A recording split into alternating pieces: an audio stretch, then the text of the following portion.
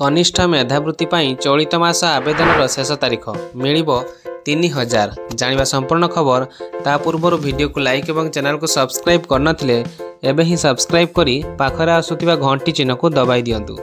कनिष्ठ मेधावृत्ति को नहीं नुआ खबर सामना को आसी आवेदन समय सीमा घोषणा करा जायछि।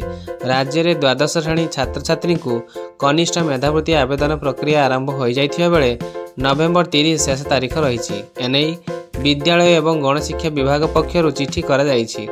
उच्च माध्यमिक विद्यालय समेत सीबीएसई और आईसीएसई अनुबंधित उच्च माध्यमिक विद्यालय को चिठी लेखा जायछि। एही मेधावृत्ति जरिया रे राज्य मोट 10,000 छात्र छात्री उपकृत हेबे।